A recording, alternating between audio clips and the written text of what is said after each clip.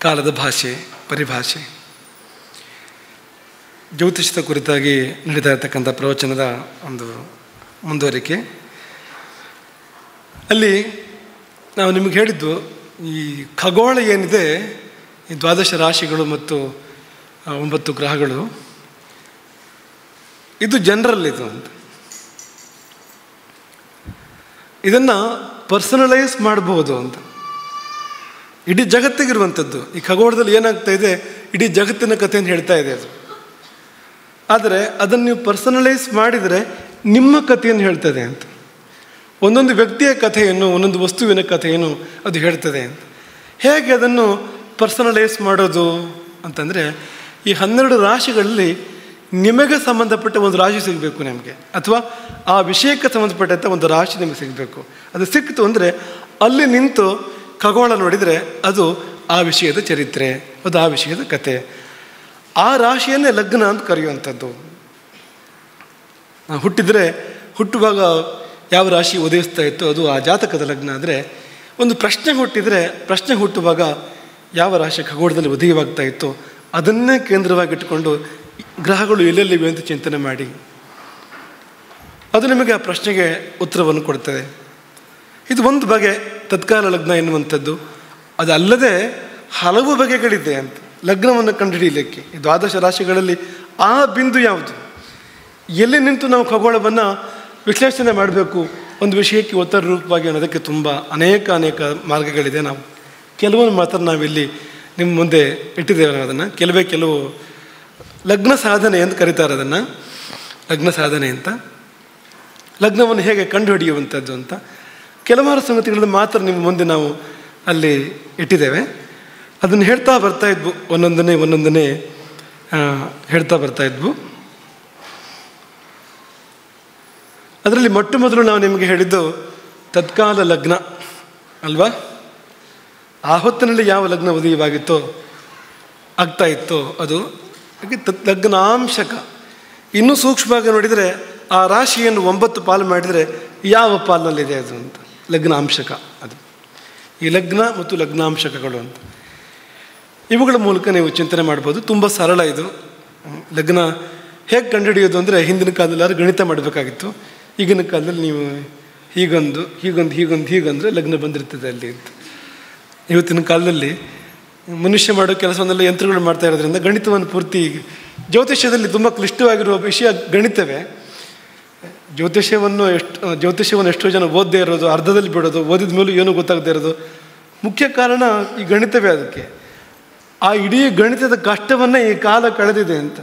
ಏನಿಲ್ಲ ಅಂತ, ನೀವು ಒಂದು 2-3 ಕ್ಲಿಕ್ ಅಷ್ಟೇ, ಒಂದು 2-3 ಪ್ರೆಸ್ ಬಂತು ಅಂತ, ಲಗ್ನವೂ ಬಂತು, ಗ್ರಹಸ್ಥಿತಿಯೂ ಬಂತು. ಯಾರು ಒಂದು ಪ್ರಶ್ನೆಯನ್ನು ಕೇಳಿದ್ದಾರೆ, ಲಗ್ನ ಕಂಡುಹಿಡಿಯೋದು ಹೇಳ್ಕೊಟ್ರಿ, ಉಳಿದು ಗ್ರಹಸ್ಥಿತಿ ಕಂಡುಹಿಡಿಯೋದು ಹೇಗೆ ಅಂತ ಯಾರೋ ಒಂದು ಪ್ರಶ್ನೆ ಕೇಳಿದ್ದಾರೆ. ಪಾಪ ಅವ್ರಿಗೆ ಇದರ ಪರಿಕಲ್ಪನೆ ಇಲ್ಲ. ಲಗ್ನ ಕಂಡುಹಿಡಿದಷ್ಟೇ ಸುಲಭ ಅಂತ. ನೀವು ಈಗ ಟೈಮು, ಡೇಟು, ಪ್ಲೇಸು ಕೊಟ್ಟು ಹ್ಞೂ ಅಂತ ಗೋ ಅಂತ ಕೊಟ್ರಿ ಅಂದರೆ ಲಗ್ನವೂ ಬರ್ತದೆ, ಎಲ್ಲ ಗ್ರಹಗಳು ಅಷ್ಟೂ ಲೆಕ್ಕಾಚಾರ ಮಾಡಿ ಬಂದುಬಿಡ್ತವೆ. ಆದರೆ ಇವೆಲ್ಲವೂ ಸರಿ ಇರ್ತವೆ ಅಂತಲ್ಲ. ಈಗ ಅಪ್ಲಿಕೇಶನ್ಗಳು ಏನು ಬರ್ತಾ ಇದ್ದಾವೆ, ಸಾಫ್ಟ್ವೇರ್ಗಳು ಏನು ಬರ್ತಾ ಇದ್ದಾವೆ, ಅವೆಲ್ಲ ಸರಿ ಇರ್ತವೆ ಅಂತಲ್ಲ, ಎಲ್ಲವೂ ಸರಿ ಇಲ್ಲ. ಅವುಗಳಲ್ಲಿ ಎಲ್ಲವೂ ಸರಿ ಇಲ್ಲ. ಎಲ್ಲವೂ ಸರಿ ಇಲ್ಲ ಅಂತ ಅಂದ್ಬಿಡ್ಬೇಕು ಅನ್ನೋ ಪರಿಸ್ಥಿತಿ ಇದೆ.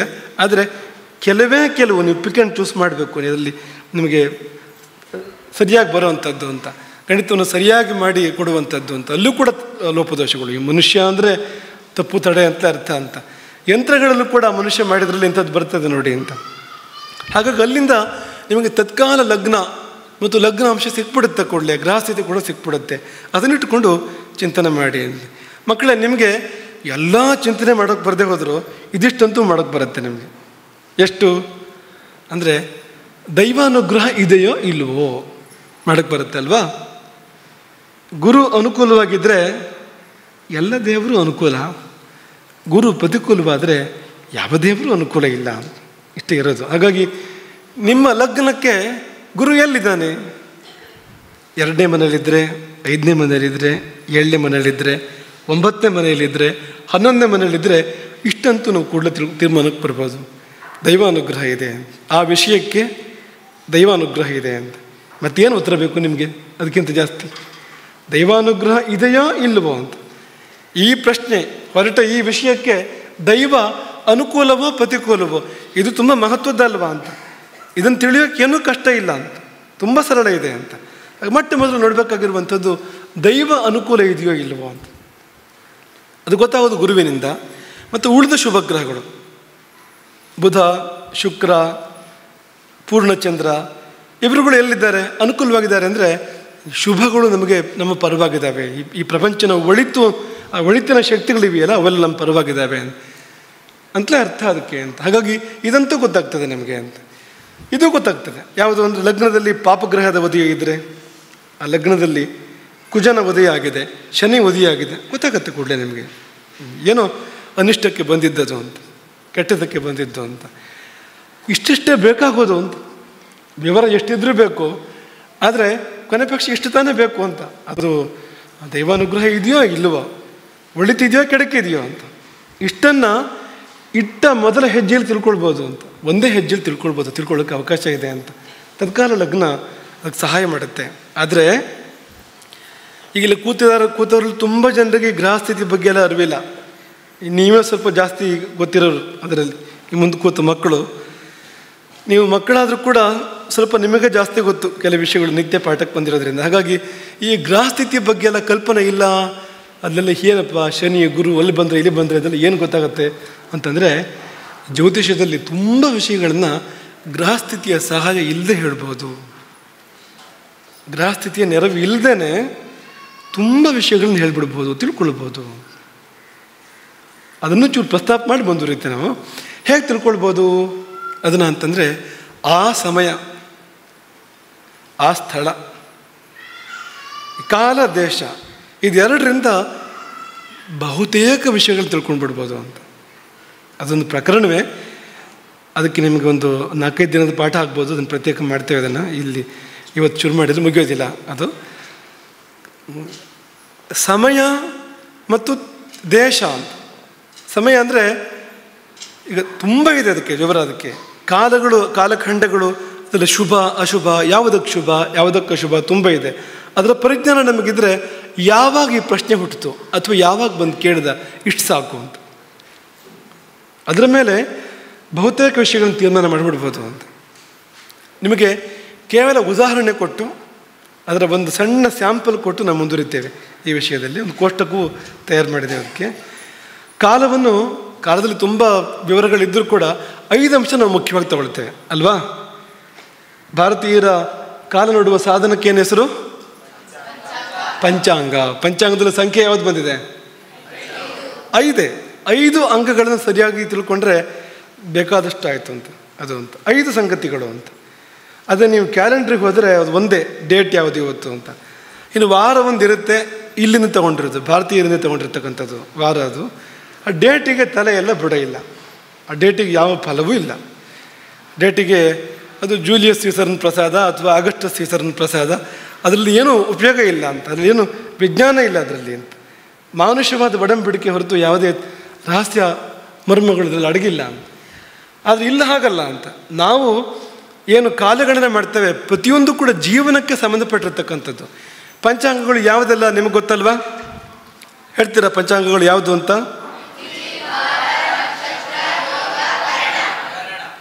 ತಿಥಿ, ವಾರ, ನಕ್ಷತ್ರ, ಯೋಗ, ಕಾರಣ. ಏನಿದು ಅಂದರೆ ನಮ್ಮ ಜೀವನ ಇದು ಅಂತ, ನಮ್ಮ ಜೀವನ ಇದು ಅಂತ. ಹಾಗಂದ್ರೆ ಏನು ಅಂದರೆ ತಿಥಿ ನಮ್ಮ ಬದುಕಿನ ಸಂಪತ್ತುಗಳಿದೆಯಲ್ಲ ಅದಕ್ಕೆ ಸಂಬಂಧಪಟ್ಟಿರುವಂಥದ್ದು ಅಂತ. ಆಯಿತಾ?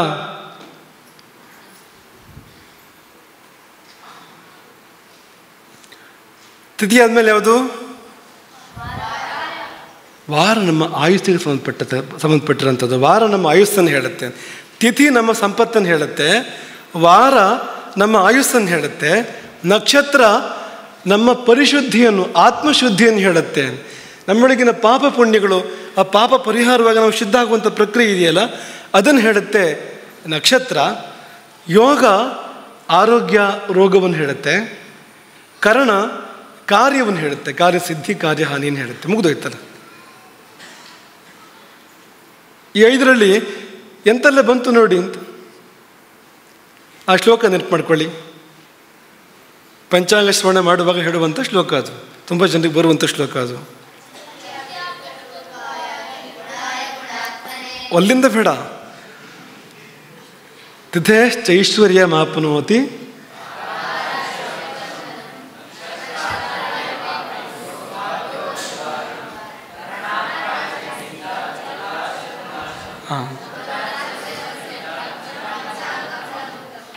ಐದಕ್ಕಿಂತ ಒಂಚೂರು ಜಾಸ್ತಿ ಇದೆ ಅಲ್ಲಿ, 5ರಲ್ಲೂ ಸೇರ್ಕೊಳ್ಳುತ್ತೆ ಅದು. ಈ ಶ್ಲೋಕದಲ್ಲಿ ಆ ವಿಷಯ ಇದೆ ಅಂತ. ತಿಥೇಶ್ಚ ಐಶ್ವರ್ಯ ಮಾಪ್ನೋತಿ, ವಾರಾತ್ ಆಯುಷ್ಯವರ್ಧನಂ, ನಕ್ಷತ್ರಾತ್ ಹರತೆ ಪಾಪಂ, ಯೋಗಾತ್ ರೋಗ ನಿವಾರಣಂ, ಕರ್ಣಾತ್ ಕಾರ್ಯಸಿದ್ಧಿಶ್ಚ. ಒಂದು ಮನುಷ್ಯ ಬಂದು ಒಂದು ಪ್ರಶ್ನೆ ಕೇಳಿದ, ನೀವು ದೈವಜ್ಞರಾಗ್ತೀರಿ ಅಂತ ಅಂದ್ಕೊಳ್ಳಿ. ನೀವು ತುಂಬ ಒಳ್ಳೆಯ ಶಬ್ದ ಅದು. ದೈವಂ ಜಾನಾತಿ ಇತಿ ದೈವಜ್ಞ, ದೈವವನ್ನು ಬಲ್ಲವನು. ದೈವ ಅಂದ್ರೇನು? ಕರ್ಮ ಅಂತ, ಕರ್ಮವನ್ನು ಬಲ್ಲವನು ಅಂತ, ಜೀವಿಗಳ ಶುಭಾಶುಭ ಕರ್ಮಗಳನ್ನು ಬಲ್ಲವನು ಅಂತ, ಅವನೇ ದೈವಜ್ಞ ಅಂತ. ನೀವು ಆ ದಾರಿಲಿ ಹೋಗಿ ದೈವವಿದರಾದರೆ, ದೈವಜ್ಞರೇ ಆದರೆ, ನಿಮ್ಮ ಬಳಿ ಒಬ್ಬ ಬರ್ತಾನೆ ಅಂತ ಅಂದ್ಕೊಳ್ಳಿ. ನೀವು ಒಬ್ಬ ಬಂದರೆ ಆ ಬಂದ ತಿಥಿ, ವಾರ, ನಕ್ಷತ್ರ, ಯೋಗ, ಕರ್ಣ ಇಷ್ಟರಿಂದಲೇ ನಿಮಗೊಂದು ಔಟ್ಲೈನ್ ಸಿಗ್ತದೆ ಅಂತ. ಹೇಗೆ ಔಟ್ಲೈನ್ ಸಿಗುವಂಥದ್ದು ಅಂದರೆ, ಬಂದ ತಿಥಿ ಶುಭವಾಗಿದ್ದರೆ ಸಂಪತ್ತಿನ ದೃಷ್ಟಿಯಿಂದ ಒಳ್ಳೆಯದಿದೆ ಅಂತ ಅರ್ಥ ಅಂತ. ಬಂದ ತಿಥಿ ಅಶುಭವಾಗಿದ್ದರೆ ಆರ್ಥಿಕ ಸಂಕಷ್ಟ. ಬಂದ ವಾರ ಒಳ್ಳೆಯದಿದ್ದರೆ ಆಯುಷ್ಯಗೆ ಶುಭ ಅಂತ. ಬಂದ ವಾರ ಒಳ್ಳೆಯದಿಲ್ಲದೆ ಇದ್ದರೆ, ಪಾಪ ವಾರ ಆಗಿದ್ದರೆ ಆಯುಷ್ಯಗೆ ಕೇಡು. ಹಾಗೆ ನಕ್ಷತ್ರ ಶುಭ ನಕ್ಷತ್ರವಾಗಿದ್ದರೆ, ಅವನಿಗೆ ಅನುಕೂಲವಾಗಿರ್ತಕ್ಕಂಥ ನಕ್ಷತ್ರ ಆಗಿದ್ದರೆ, ಆಗ ಅವನ ಆತ್ಮಶುದ್ಧಿ ಆಗೋದಂತ ಸೂಚನೆ ಮಾಡ್ತಾ ಇದೆ ಅಂತ. ಪಾಪ ಪರಿಹಾರ ಆಗುವಂಥದ್ದು. ಪಾಪವೇ ಎಲ್ಲ ಸಮಸ್ಯೆಗಳ ಮೂಲ, ನಮ್ಮ ಬದುಕಿನ ಸಮಸ್ತ ಕ್ಲೇಶಗಳ ಮೂಲ ಅದು. ಆ ಕ್ಲೇಶವೆಂಬ ವಿಷದ ಬಳ್ಳಿಯ ಮೂಲವೇ ಕಡಿದು ಹೋಗೋದನ್ನು ಸೂಚನೆ ಮಾಡುತ್ತೆ ಅದು. ಇಲ್ಲ ಅಂದರೆ ಅವನ ಕಷ್ಟಗಳು ಮುಂದುವರಿತೇವೆ ಅಂತ. ಯಾಕಂದರೆ ಪಾಪಗಳು ಹಾಗೆ ಇರ್ತವೆ ಅಂತ, ಬೆಳಿತವೆ ಅವು ಅಂತ. ಕಷ್ಟಗಳು ಬೆಳಿತೇವೆ ಅನ್ನೋದನ್ನು ಸೂಚನೆ ಮಾಡ್ತದೆ ಅದು ಅಂತ. ನಕ್ಷತ್ರ ಅಂತ. ಯೋಗ ಆರೋಗ್ಯವನ್ನು, ಯಾವಾಗ ಶುಭ ಯೋಗ ಆಗಿದ್ದರೆ, ಅಶುಭ ಯೋಗ ಆಗಿದ್ದರೆ ಅನಾರೋಗ್ಯವನ್ನು ಸೂಚನೆ ಮಾಡ್ತದೆ ಅಂತ ಬಂದ ವ್ಯಕ್ತಿಗೆ ಅಂತ. ಹಾಗೆ ಕರ್ಣ ಕಾರ್ಯಸಿದ್ಧಿಯನ್ನು ಸೂಚನೆ ಮಾಡ್ತದೆ ಅದು. ಕರ್ಣ ಒಳ್ಳೆ ಕರ್ಣ ಅಲ್ಲದೆ ಇದ್ದರೆ ಕಾರ್ಯಹಾನಿಯನ್ನು ಸೂಚನೆ ಮಾಡ್ತದೆ. ಆಯ್ತಲ್ಲ, ಈಗ ಯಾರೋ ಒಬ್ಬ ನಿಮ್ಮ ಬಳಿ ಬಂದಿದ್ದಾನೆ ಅಂದರೆ ನಿನ್ನ ಕೆಲಸ ಆಗ್ತದೆ, ಆಗೋದಿಲ್ಲ, ಇಷ್ಟು ಹೇಳಿದ್ರೆ ಸಾಲದ? ಇಷ್ಟು ಹೇಳ್ಬೋದು. ಯಾವುದರಲ್ಲಿ? ಕೇವಲ ಈ ಪಂಚಾಂಗಗಳ ಪರಿಜ್ಞಾನದಿಂದ ಇಷ್ಟು ಸಂಗತಿನ ಹೇಳೋಕ್ಕೆ ಸಾಧ್ಯ ಇದೆ ಅಂತ. ಎಷ್ಟು ಸುಂದರವಾಗಿರ್ತಕ್ಕಂಥ ವಿಷಯ ನೋಡಿ ಅಂತ. ಅವನ ಕರ್ಮವೇ ಅವನನ್ನು ಹಾಕಿ ಕರ್ಕೊಂಡು ಬರುತ್ತಂತೆ. ಶಾಸ್ತ್ರ ಹೇಳುತ್ತೆ, ಸಂಪ್ರೇರ್ಯಮಾಣ ತು ಅವಶಃ ಶರೀರಿ ಪ್ರಸಹ್ಯ ದೈವೇನ ಶುಭಾಶುಭೇನ. ಅವನು ನಿಮ್ಮ ಬಳಿ ಬಂದಿದ್ದಲ್ಲ, ಕರ್ಮ ಕರ್ಕೊಂಡು ಬಂದಿದ್ದು ಅವನನ್ನು ಅಂತ. ದೈವೇನ ಶುಭಾಶುಭೇನ, ಅವನ ಶುಭಾಶುಭ ಕರ್ಮಗಳು, ಅವನ ದೈವ ಪ್ರಸಹ್ಯ ಬಲಾತ್ಕಾರವಾಗಿ ಕರ್ಕೊಂಡು ಬಂದಿದೆ. ಅವಶಃ ಅವನ ಕೈಯಲ್ಲಿ ಏನೂ ಇಲ್ಲ, ಅವನು ಸ್ವಾತಂತ್ರ್ಯ ಅಲ್ಲ ಅದು. ಆ ಮುಹೂರ್ತ ನಿಶ್ಚಯ ಮಾಡಿದ್ದು ಯಾರು ಅಂದರೆ ಅವನ ಕರ್ಮ ನಿಶ್ಚಯ ಮಾಡಿದ್ದು ಅಂತ. ಹಾಗಾಗಿ ಆ ಸಮಯದಲ್ಲಿ ಎಲ್ಲವೂ ಇದೆ, ಇಡೀ ಕಥೆ ಇದೆ ಅದರಲ್ಲಿ. ಆ ತಿಥಿ, ಆ ವಾರ, ಆ ನಕ್ಷತ್ರ, ಆ ಯೋಗ, ಆ ಕರ್ಣ, ಅವನ ಇಡೀ ಕಥೆನ ಹೇಳ್ತಾ ಇದೆ ಅಂತ. ಆಮೇಲೆ ಗ್ರಹಸ್ಥಿತಿ. ನೀವು ಅಲ್ಲಿಗೆ ಹೋಗೋಕ್ಕಿಂತ ಮುಂಚೆನೇ ತುಂಬ ವಿಷಯಗಳು ತೀರ್ಮಾನ ಆಗಿರ್ತವೆ. ಗ್ರಹಸ್ಥಿತಿಯಲ್ಲಿ ಇದರ ಪ್ರತಿಫಲನ ಸಿಗುವಂಥದ್ದು, ಪ್ರತಿಬಿಂಬ ಸಿಗುವಂಥದ್ದು. ನೀವೇನು ಬೇರೆ ಅಂಶಗಳಿಂದ ಗಮನಿಸ್ತಿದ್ರಿ ಅದಕ್ಕೆ ಪುಷ್ಟೀಕರಣ ಸಿಗುವಂಥದ್ದು ನೀವು ಮುಂದಕ್ಕೆ ಹೋದಾಗ ಅಂತ. ಹಾಗಾಗಿ ಇಲ್ಲೇ ನೀವು ಸರಿ ಪಕ್ಕ ಮಾಡ್ಕೊಳ್ಬೇಕು ಅಂತ. ಯಾವಾಗ ಬಂದ ಅವನು ಅಂತ, ಏನು ನಡೀತಾ ಇತ್ತು ಕಾಲಚಕ್ರದಲ್ಲಿ ಆ ಸಮಯದಲ್ಲಿ ಅಂತ, ಈ 5 ಗೊತ್ತಿರಲಿಕ್ಕೆ ಬೇಕು. ನೀವು ದೇವಜ್ಞರಾಗಿರಿ ಆಗದೇ ಇರಿ, ಈ 5 ಸಂಗತಿ ನೀವು ಭಾರತೀಯರಾದರೆ ಗೊತ್ತಿರಬೇಕು ನಿಮಗೆ. ಯಾವುದು ತಿಥಿ, ಯಾವುದು ಇವತ್ತು, ನಕ್ಷತ್ರ ಯಾವುದು ಇವತ್ತು, ಯೋಗ ಕರ್ಣ ಯಾವುದು ಇವತ್ತು, ವಾರ ಯಾವುದು ಗೊತ್ತಿರಬೇಕು ಅಂತ. ಏನು ಪ್ರಯೋಜನ ಗೊತ್ತಿದ್ರೆ ಅಂದರೆ ತಿಥಿಯ ಅನುಸಂಧಾನದಿಂದ ಸಂಪತ್ತಿನ ವೃದ್ಧಿ. ನೀವು ಬೇರೆ ಏನೂ ಮಾಡೋದು ಬೇಡ ಅಂತ. ನಿತ್ಯ ನೀವು ತಿಥಿಯ ಅನುಸಂಧಾನ ಮಾಡೋದಾದರೆ ಇವತ್ತು ಯಾವ ತಿಥಿ ಅಂತ. ಈಗ ಏನಾಗಿದೆ, ತಿಥಿ ಅಂದರೆ ಅಪ್ಪನ ತಿಥಿ ಅಮ್ಮನ ತಿಥಿ ಮಾತ್ರ ಗೊತ್ತು ಅಂತ, ಬೇರೆ ಯಾವುದೂ ಗೊತ್ತಿಲ್ಲ ಅಂತ. ತಿಥಿ ಶಬ್ದಕ್ಕಷ್ಟೇ ಅರ್ಥ ಹೊಡ್ಕೊಂಡಿರ್ತಕ್ಕಂಥದ್ದು ಇವತ್ತು ಅಂತ. ತಿಥಿ ಅಂದರೆ ನಮ್ಮ ಭಾರತೀಯರ ಡೇಟ್ ಅದು. ನೀವು ಜುಲೈ 12, 13 ಅಂತ ಹೇಳ್ತಿರಲ್ಲ, ಹಾಗೆ ಅದು ಅಂತ. ಶ್ರಾವಣ ಶುಕ್ಲ ಪಂಚಮಿ ಅಷ್ಟಮಿ ಅದು ಬೇರೆ ಏನೂ ಅಲ್ಲ ಅಂತ, ಅದೇ ಗೊತ್ತಿಲ್ಲ ಅಂತ, ಅಂಥ ಸಂದರ್ಭ ಇದೆ ಅಂತ. ಹಾಗೆ ತಿಥಿಯ ನಿತ್ಯಾನುಸಂಧಾನ ಇದ್ದವನ ಸಂಪತ್ತು ವೃದ್ಧಿ ಆಗುತ್ತೆ. ವಾರದ ನಿತ್ಯಾನುಸಂಧಾನ ಇದ್ದರೆ ಆಯುಸ್ಸಿನ ವೃದ್ಧಿ ಆಗತ್ತೆ ಅಂತ. ಹಾಗೆ ನಕ್ಷತ್ರದ ನಿತ್ಯಾನುಸಂಧಾನ ಇದ್ದರೆ ಪಾಪಹರಣ ಅಂತ, ಪಾಪಗಳು ಪರಿಹಾರವಾಗ್ತಾ ಬರ್ತವೆ. ಪಾಪ ಪರಿಹಾರ ಆಗೋದಂದರೆ ಮೂಗು ಮುರಿಬೇಡಿ, ನಿಮ್ಮ ಎಲ್ಲ ಸಮಸ್ಯೆಗಳ ಮೂಲಗಳು ಕಡಿತವೆ ಅಂತ. ಎಲ್ಲಿಂದ ನಿಮ್ಮೆಲ್ಲ ಕಷ್ಟಗಳು ಬರ್ತಾ ಇದೆಯೋ ಆ ಮೂಲ ಛೇದ ಅದು ಅಂತ. ತುಂಬ ಮುಖ್ಯವಾಗಿರ್ತಕ್ಕಂಥದ್ದು ನಕ್ಷತ್ರ ನಮಗೆ ಕೊಡುವಂಥದ್ದು ಅಂತ. ಹಾಗೆ ಯೋಗದ ನಿತ್ಯಾನುಸಂಧಾನ ಮಾಡ್ತಾ ಇದ್ದರೆ ಆರೋಗ್ಯ ಅಂತ, ರೋಗ ನಿವಾರಣೆ ಆಗುವಂಥದ್ದು ಅಂತ. ಕನ್ನಡದ ನಿತ್ಯಾನುಸಂಧಾನದಿಂದ ಕಾರ್ಯಸಿದ್ಧಿ ಆಗ್ತಾ ಹೋಗ್ತದೆ ಅಂತ. ಪ್ರತಿನಿತ್ಯ ಬೆಳಗಿನ ಹೊತ್ತಲ್ಲಿ ನಾವು ಮಾಡಬೇಕಿದನ್ನು. ಪ್ರತಿನಿತ್ಯ ಪ್ರಾತಃ ಕಾಲ ಅನುಷ್ಠಾನವಾದ ಬಳಿಕ ಒಂದು ಕಾಲಾನುಸಂಧಾನ, ನಾವು ಯಾವ ಕಾಲದಲ್ಲಿದ್ದೇವೆ, ಬರೇ ಅನುಸಂಧಾನ ಮಾತ್ರದಿಂದ ಕಾಲ ಅನುಗ್ರಹ ಮಾಡ್ತಾನೆ ನಮಗೆ. ಬರೇ ಅವನ ಕಡೆ ತಿರುಗಿ ನೋಡಿದ್ರಿಂದ ಅಂತ ಅಷ್ಟಕ್ಕೊಂದು ಆಶೀರ್ವಾದ ಮಾಡ್ತಾನೆ ಅವನು ಅಂತ. ಈ ಆಶೀರ್ವಾದದ ಒಂದೊಂದು ಅಂಶವೂ ಕೂಡ ಜೀವನಕ್ಕೆ ಅತ್ಯಂತ ಮುಖ್ಯವಾಗಿ ಬೇಕಾಗಿರುವಂಥದ್ದು. ಯಾವುದು? ಸಂಪತ್ತು, ಆಯುಸ್ಸು, ಆಮೇಲೆ ಆ ಶುದ್ಧಿ, ಪಾಪಹರಣ, ಆರೋಗ್ಯ, ಕಾರ್ಯಸಿದ್ಧಿ. ಯಾವುದು ಬೇಡ ನಿಮಗೆ ಹೇಳಿ? ಯಾವುದು ಬೇಡ ನಿಮಗೆ ಇದರಲ್ಲಿ? ಜೀವನಕ್ಕೆ ಮುಖ್ಯ ಅಲ್ಲದೆ ಇರುವಂಥದ್ದು ಯಾವುದು ಅಂತ? ಅದೇ ನೀವು ಇವತ್ತು ಜುಲೈ 21 ಅಂದರೆ ಏನೂ ಆಗೋದಿಲ್ಲ ಅದರಿಂದ. ನಿನ್ನ ಪರಂಪರೆ ಬಿಟ್ಟು ದೂರ ಹೋದ ಪಾಪ ಮಾತ್ರ ಬರ್ತದೆ ಹೊರತು ಬೇರೆ ಏನೂ ಪ್ರಯೋಜನ ಇಲ್ಲ ಅಂತ. ಆದರೆ ಇದರಿಂದ ಹಾಗಲ್ಲ. ಇದರಿಂದ ನಿಮ್ಮ ಆತ್ಮಕ್ಕೆ ಪ್ರಯೋಜನ ಇದೆ, ನಿಮ್ಮ ಜೀವನಕ್ಕೆ ಪ್ರಯೋಜನ ಇದೆ ಅಂತ. ಹಾಗಾಗಿ ಪ್ರತಿನಿತ್ಯ ನಾವು ಈ ಅನುಸಂಧಾನ ಮಾಡಲೇಬೇಕು ಅಂತ. ಹಾಗೆ ಒಂದು ಪ್ರಶ್ನೆ ನಿಮ್ಮ ಒಳಗೆ ಉದ್ಭವಿಸಲಿ, ಬೇರೆಯವರ ಮೂಲಕ ನಿಮ್ಮ ಮುಂದೆ ಬರಲಿ, ಆ ಕ್ಷಣಕ್ಕೆ ಏನು ನಡೀತಾ ಇದೆ, ಪಂಚಾಂಗ ಯಾವುದು ನಡೀತಾ ಇದೆ ಅನ್ನೋದರಲ್ಲಿ ಒಂದು ಬಹುತೇಕ ಉತ್ತರ ಬಂತು ಅಂತ. ತುಂಬ ಮುಖ್ಯವಾಗಿರುವಂಥದ್ದು. ಹಾಗಾಗಿ ಶಾಸ್ತ್ರ ಏನು ಹೇಳ್ತದೆ ಅಂದರೆ, ತಿಥೌ ಶುಭಾಯಾಮ್ ಶುಭದೇ ಅನುಕೂಲೆ ತಾರೆ ಕಾಲೇ ದಿನೇ ಭಾನುಶುಭಗ್ರಹಾಣ. ಶುಭ ತಿಥಿ, ಶುಭದವಾದ ಅನುಕೂಲವಾದ ಕಾಲ ಮತ್ತು ಶುಭಗ್ರಹಗಳ ವಾರ. ಶುಭಗ್ರಹಗಳು ಯಾವೆಲ್ಲ?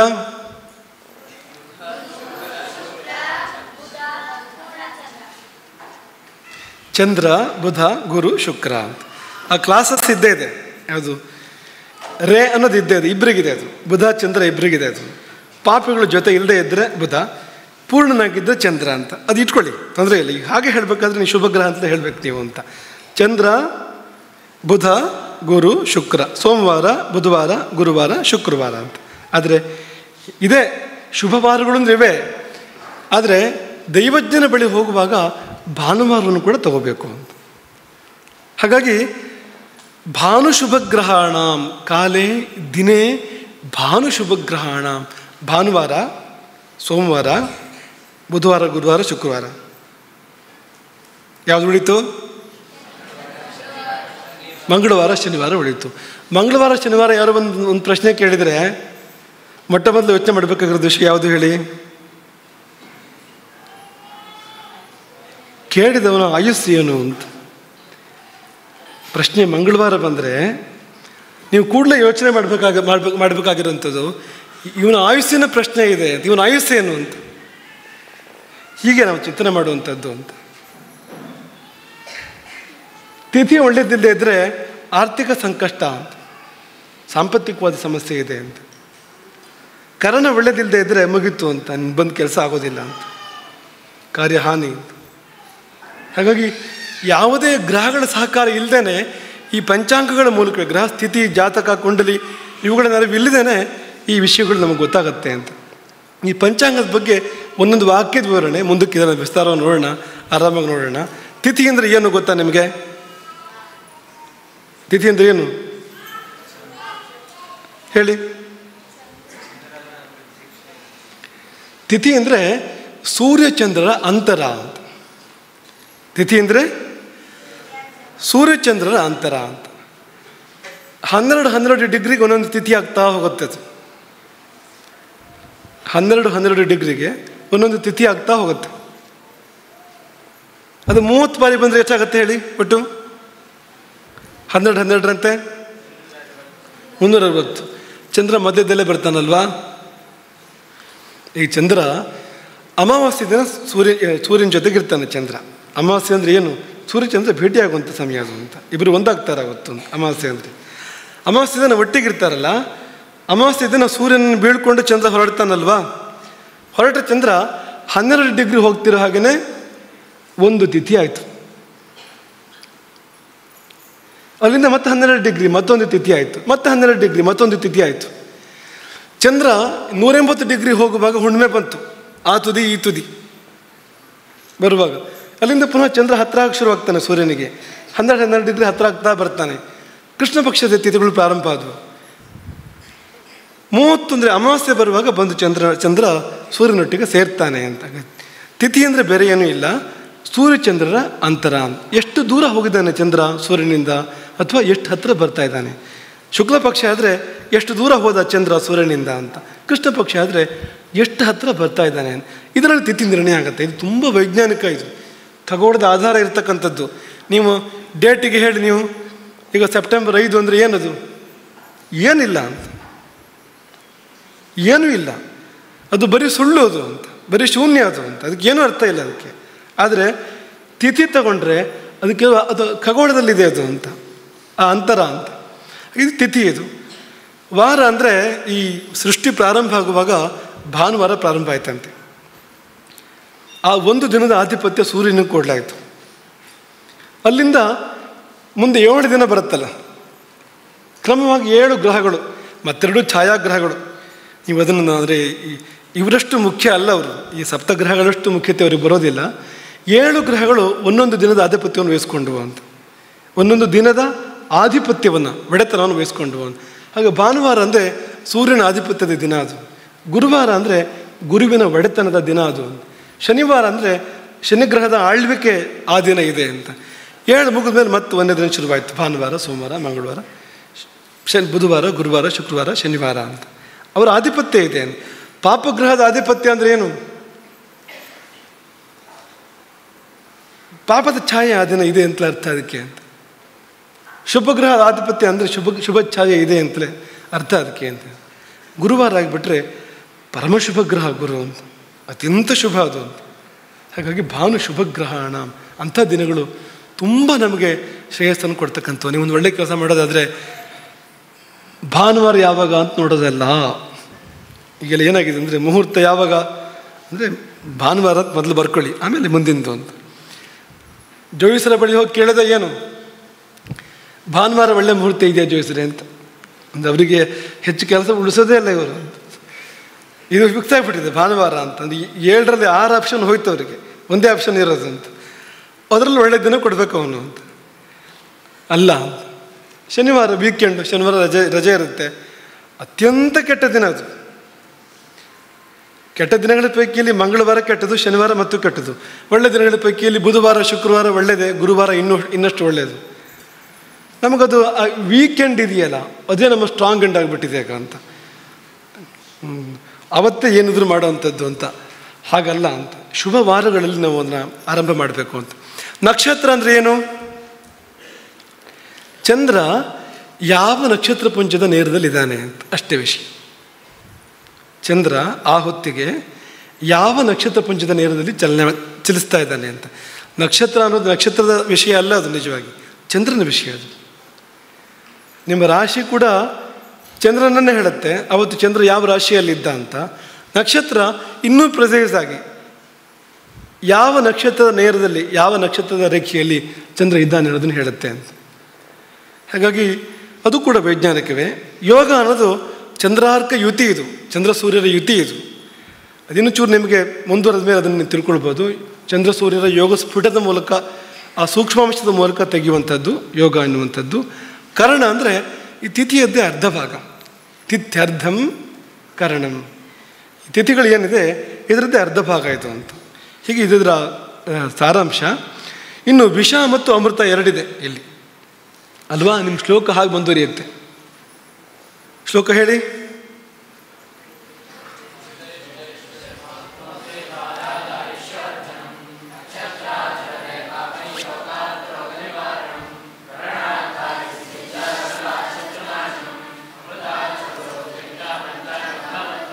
ಗರಳಾತ್ ಏನು ಹೇಳಿದೆ? ಗರಳಾತ್ ಶತ್ರುನಾಶನಂ, ಅಮೃತಾತ್ ಸರ್ವಸೌಖ್ಯಂ. ಈ ವಿಷ ಮತ್ತು ಅಮೃತ ಅಂತ, ವಿಷಗಳಿಗೆ ಅಮೃತಗಳಿಗೆ ಅಂತ ಹೇಳ್ತಾರಲ್ವ, ಇದು ಒಂದಿದೆ. ಇದೇನು ಅಂದರೆ ನಕ್ಷತ್ರದ ತುಂಬ ಪ್ರಶಸ್ತ ಕಾಲ, ಸಾರ ತೆಗೆದ್ರೆ ಅಂತ ಮುಖ್ಯವಾಗಿರ್ತಕ್ಕಂಥ ಶ್ರೇಷ್ಠವಾಗಿರ್ತಕ್ಕಂಥ ಕಾಲ ಅದು ಅಮೃತವಾದರೆ, ಅತ್ಯಂತ ಕೆಟ್ಟ ಸಮಯ ಯಾವುದಿದೆಯೋ ನಕ್ಷತ್ರದಲ್ಲಿ ಅದು ವಿಷ ಅಂತ. ನಕ್ಷತ್ರದಲ್ಲೇ ಸೇರಿಬರುತ್ತೆ ಅದು ವಿಷ ಮತ್ತು ಅಮೃತ ಅಂತ. ಇಷ್ಟು ಇಟ್ಕೊಳ್ಳಿ ನೀವು. ಅದರ ವಿವರವನ್ನು ಮುಂದಕ್ಕೆ ಆರಾಮಾಗಿ ನೋಡೋಣ. ವಿಷ ಅಂದರೆ ನಕ್ಷತ್ರದ ಕೆಟ್ಟ ಸಮಯ, ಅಮೃತ ಅಂದರೆ ನಕ್ಷತ್ರದ ಉತ್ತಮ ಸಮಯ. ಇದನ್ನು ಅನುಸಂಧಾನ ಮಾಡೋದ್ರಿಂದ ಶತ್ರುನಾಶ ಸರ್ವಸೌಖ್ಯ. ವಿಷವನ್ನು ಅನುಸಂಧಾನ ಮಾಡೋದ್ರಿಂದ ಶತ್ರುನಾಶ, ಅಮೃತವನ್ನು ಅನುಸಂಧಾನ ಮಾಡೋದ್ರಿಂದ ಸರ್ವಸೌಖ್ಯ.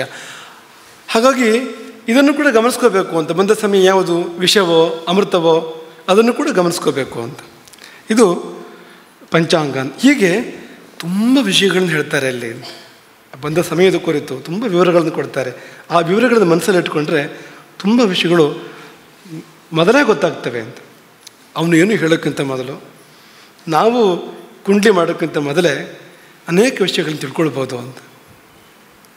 ಇನ್ನು ದೇಶ, ಕಾಲ, ದೇಶ ಅಂತ. ದೇಶವನ್ನು ಒಂದೇ ಮಾತಲ್ಲಿ ಹೇಳೋದಾದರೆ, ಎಲ್ಲಿ ಪ್ರಶ್ನೆ ಕೇಳ್ದ ಅವನು, ಈ ಪ್ರಶ್ನೆ ಉತ್ತರ ಎಲ್ಲಿ ನಡೀತು ಅಂತ. ಎಲ್ಲಿ ಬೇಕಾದ್ರೆ ನಡಿಬೋದಲ್ವಾ? ದೇವಸ್ಥಾನದಲ್ಲೂ ನಡಿಬೋದು, ಸ್ಮಶಾನದಲ್ಲೂ ನಡಿಬೋದು, ಬೆಂಗಾಡಿನಲ್ಲೂ ನಡಿಬೋದು, ಯಾವುದೊಂದು ಫಲವೃಕ್ಷದ ನೆರಳಲ್ಲೂ ಕೂಡ ನಡಿಬೋದು ಅಲ್ವಾ? ಮನೆ ತುಂಬ ಜನ ಎಲ್ಲ ನಗರಗ್ತಾ ಸಂತೋಷವಾಗಿ ಇರ್ತಕ್ಕಂಥ ಸಮಯದಲ್ಲೂ ಕೂಡ ಪ್ರಶ್ನೆ ಬರ್ಬೋದು. ಒಂದು ಪ್ರಶ್ನೆ ಕೇಳೋ ಸಮಯದಲ್ಲಿ ಯಾರೋ ಪಕ್ಕದಲ್ಲಿ ಅಳ್ತಾ ಇರ್ಬೋದು, ಅಲ್ಲ ಪಕ್ಕದಲ್ಲಿ ಯಾರೋ ಅಳ್ತಾ ಇರ್ಬೋದು, ವೇದಘೋಷ ಆಗ್ತಾ ಇರ್ಬೋದು, ಅಥವಾ ಕಾಗೆ ಕೂಗ್ತಾ ಇರ್ಬೋದು, ನಾಯಿ ಬೊಗಳ್ತಾ ಇರ್ಬೋದು. ದೇಶ ಇದೆಯಲ್ಲ ತುಂಬ ಮುಖ್ಯ ಅದು ಅಂತ. ಆ ಸಮಯದಲ್ಲಿ ಸುತ್ತ ಗಮನಿಸಬೇಕು ಅಂತ. ಸ್ಥಳ ಯಾವುದು, ಪುಣ್ಯಸ್ಥಳವೋ ಪಾಪಸ್ಥಳವೋ, ಸ್ಥಳ ಎಂಥದ್ದು, ಮತ್ತು ಸುತ್ತ ಏನು ನಡೀತಾ ಇದೆ ಅಂತ. ಇದರಲ್ಲಿ ತುಂಬ ಉತ್ತರಗಳು ಸಿಗ್ತವೆ. ಗೃಹಸ್ಥಿತಿಗಿಂತ ಮೊದಲೇ ಸಾಕಷ್ಟು ಉತ್ತರಗಳು ಸಿಗ್ತವೆ ಅಂತ. ಅದಕ್ಕೆಲ್ಲ ವಿವರಣೆಗಳನ್ನು ಕೊಟ್ಟಿದ್ದಾರೆ. ಎಂಥ ಪ್ರದೇಶದಲ್ಲಾದರೆ ಏನು ಒಳ್ಳೆಯ ಫಲ, ಮತ್ತು ಎಂಥ ಅಮಂಗಲ ಪ್ರದೇಶದಲ್ಲಾದಾಗ ಏನೇನು ಅಶುಭ ಫಲಗಳನ್ನು ವಿವರಣೆಗಳು ಕೂಡ ಕೊಟ್ಟಿದ್ದಾರೆ. ಇದನ್ನೆಲ್ಲ ಮುಂದಕ್ಕೆ ನಿಮಗೆ ತಿಳಿಸ್ಕೊಡೋರಿದೆ. ನಾವು ಈಗ ಸದ್ಯಕ್ಕೆ ಎಷ್ಟಿರಲಿ ಅಂತ, ಸರಳವಾಗಿ ಗೊತ್ತಾಗುವಂಥ ಅಂಶಗಳು ಇರಲಿ ಅಂತ ಅನ್ನೋ ಕಾರಣಕ್ಕೆ ಇದನ್ನು ಹೇಳ್ತಾ ಇರೋವಂಥದ್ದು. ಹಾಗಾಗಿ ತತ್ಕಾಲ ಲಗ್ನ, ಲಗ್ನಾಂಶಕ, ಚಂದ್ರಾಧಿಷ್ಠಿತ ರಾಶಿ. ಆ ಸಮಯದಲ್ಲಿ ಚಂದ್ರ ಇಲ್ಲಿದ್ದಾನೋ ಅಲ್ಲಿಂದ ಅದನ್ನು ಕೇಂದ್ರವಾಗಿ ಇಟ್ಕೊಂಡು ಚಿಂತನೆ ಮಾಡ್ತಕ್ಕಂಥದ್ದು. ಮತ್ತೊಂದು ಭೂಮಿ ಚಕ್ರದ ಬಗ್ಗೆ ನಿಮ್ಗೆ ಹೇಳಿದ್ವು ಅಲ್ವಾ? ಭೂಮಿ ಚಕ್ರ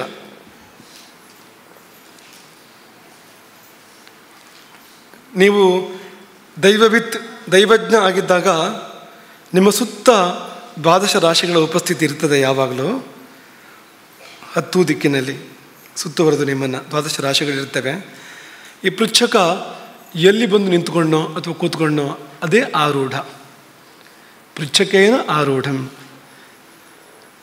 ಅವನು ಯಾವ ರಾಶಿಯನ್ನು ಆಕ್ರಮಿಸಿದನೋ ಬಂದು ಅದನ್ನೇ ಕೇಂದ್ರವಾಗಿ ಇಟ್ಕೊಂಡು ನೀವು ಚಿಂತನೆ ಮಾಡೋಕ್ಕೆ ಸಾಧ್ಯ ಇದೆ. ಪೂರ್ವದಲ್ಲಿ ಮೇಷ ವೃಷಭ, ದಕ್ಷಿಣದಲ್ಲಿ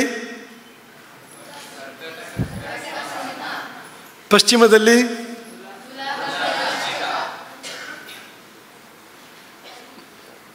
ಈಶಾನ್ಯದಲ್ಲಿ ಆಗ್ನೇಯದಲ್ಲಿ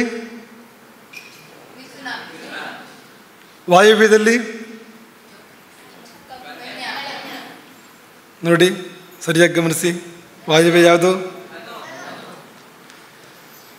ಕನ್ಯಾ ರಾಶಿ ನೈಋತ್ಯ ದಿಕ್ಕು ಅಲ್ವಾ? ನೀವು ಬಾವಿ ತೋಡೋ ವಿಷಯಕ್ಕೆ ನಿಮ್ಗೆ ಹೇಳಿದ್ವಲ್ವಾ? ಕನ್ಯಾ ರಾಶಿಯಲ್ಲಿ ಬಾವಿ ತೋಡ್ರೆ ಏನಾಗುತ್ತೆ? ಮರಣ ಬರುತ್ತೆ ಬಾವಿ ತೋಡದವನಿಗೆ ಅಂತ ಹೇಳಿಲ್ವಾ? ನೈಋತ್ಯ ದಿಕ್ಕು ಅದು ಅಂತ. ಹೀಗೆ ಮುಂದೆ ಮೇಷ ವೃಷಭಗಳು, ಹೀಗೆ ಮಿಥುನ, ಕರ್ಕ, ಸಿಂಹ, ಕನ್ಯಾ, ತುಲಾ, ವೃಶ್ಚಿಕ, ಧನು, ಮಕರ, ಕುಂಭ, ಮೀನ ಅಂತ ಎಲ್ಲ ಒಂದು ಕಡೆ ನಿಲ್ಲಬೇಕು ಅವನು ಅಂತ, ಎಲ್ಲ ಒಂದು ಕಡೆ ಕೂರಲೇಬೇಕು ಅಂತ. ಎಲ್ಲಿಂದ ಬಂತು ಪ್ರಶ್ನೆ ಅಂತ? ಅದೇ ಕೇಂದ್ರ ಅಂತ, ಅದೇ ಜಾತಕ, ಅದೇ ಕುಂಡ್ಲಿ, ಅದು ಇಟ್ಕೊಂಡು ಚಿಂತನೆ ಮಾಡೋಕ್ಕೆ ಸಾಧ್ಯ ಇದೆ ಅಂತ. ಆಯಿತು, ಇದು ಈಗ ಕುಂಡಲಿ ಮಾಡಿ ಗ್ರಹಗಳನ್ನು ನೋಡಿ ಚಿಂತನೆ ಮಾಡೋದಾಯ್ತು. ಇನ್ನು ಸಿಂಪಲ್ ಆನ್ಸರ್ ಇಲ್ವಾ?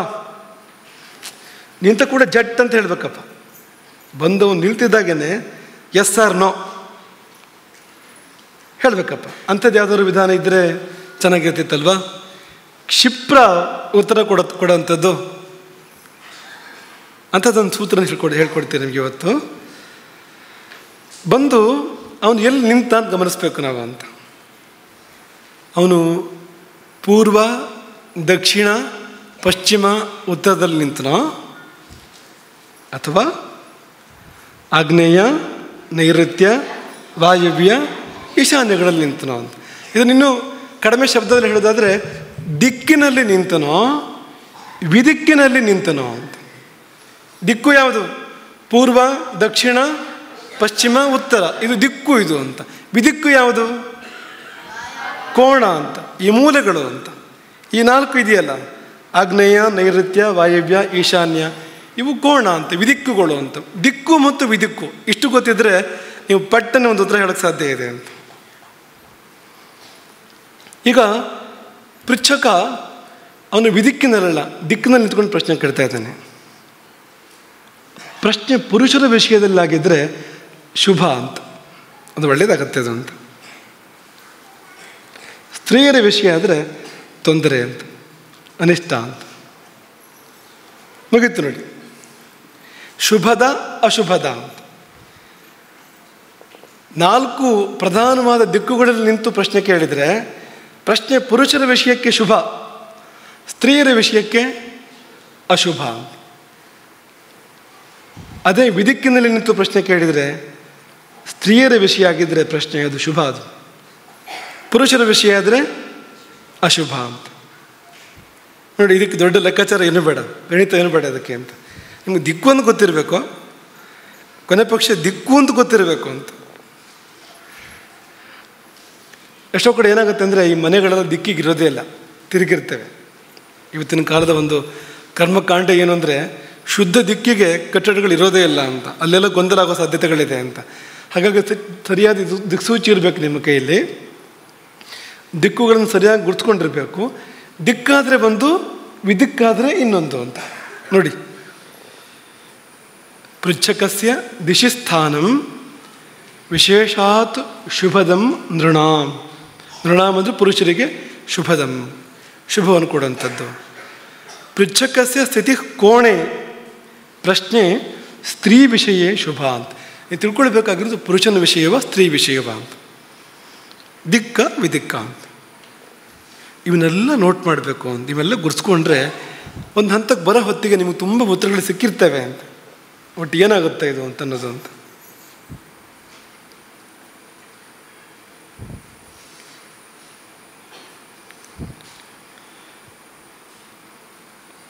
ಇನ್ನು ಒಂದೊಂದು ದಿಕ್ಕಿಗೂ ಬೇರೆ ಫಲ ಹೇಳಿದೆ, ಅದನ್ನು ಮುಂದಕ್ಕೆ ಆರಾಮಾಗಿ ನೋಡೋಣ. ನಿಮ್ಗೆ ಹೆಚ್ಚು ಭಾರ ಮಾಡೋಂಥ ಮನಸ್ಸಿರಲ್ಲ ನಮಗೆ.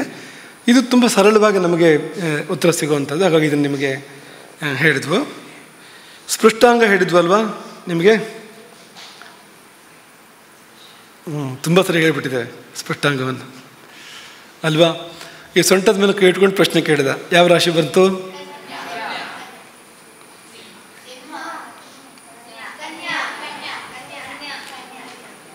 ಇದ್ರ ಬಗ್ಗೆ ನಾನು ಪ್ರಶ್ನೆ ಕೇಳೋಗಾಗ್ಬಿಡುತ್ತಲ್ಲ ಈಗ ಅಂತ. ಸರಿಯಾಗಿ ಹೇಳಿ, ಕನ್ಯಾನೋ ಸಿಂಹನ? ಕಾಲಾಂಗಾನಿ ವರಾಂಗಂ.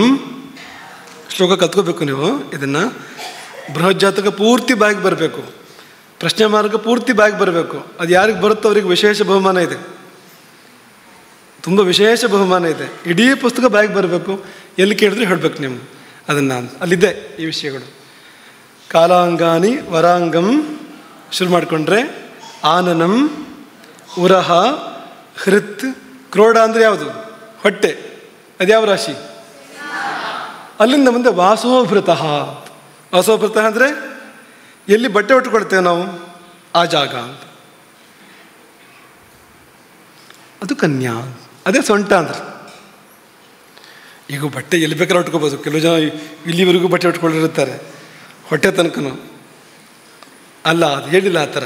ಅಲ್ಲಿ ನಾಭಿಯಿಂದ ಕೆಳಗೆ ಬಟ್ಟೆ ಬರಬೇಕಾಗಿರೋವಂಥದ್ದು. ಇಲ್ಲಿವರೆಗೂ ಬಟ್ಟೆ ಉಟ್ಕೊಳ್ಳೋದಾದ್ರೆ ಇಲ್ಲಿವರೆಗೂ ಉಟ್ಕೊಳ್ಳೋದಾದರೆ ಅದಲ್ಲ. ಹೃತ್ ಕ್ರೋಢ ವಾಸೋಭೃತ, ಹೊಟ್ಟೆಯಿಂದ ಮುಂದಿನ ದೇಹ ಭಾಗ ಅದು ಅಂತ, ಕನ್ಯಾ ಅಂತ ಅದು ಅಂತ. ಹಾಗಾಗಿ ಹೀಗೆ ನಿಂತ್ಕೊಂಡು ಕೇಳಿದರೆ ಕನ್ಯಾ ರಾಶಿಗೆ ಗುರು ಎಲ್ಲಿದ್ದಾನೀಗ? ಅನುಕೂಲ ಪ್ರತಿಕೂಲವ? ಗುರು ಎಲ್ಲಿದ್ದಾನೆ ಕನ್ಯಾ ರಾಶಿಗೆ? ದೈವಾನುಗ್ರಹ ಇದೆಯೋ ಇಲ್ವೋ? ಯಾಕಿದೆ? 9ನೇ ಮನೆಯಲ್ಲಿ ಗುರುವಿದ್ದಾನೆ. ಕನ್ಯಾ, ತುಲಾ, ವೃಶ್ಚಿಕ, ಧನು, ಮಕರ, ಕುಂಭ, ಮೀನ, ಮೇಷ, ವೃಷಭ.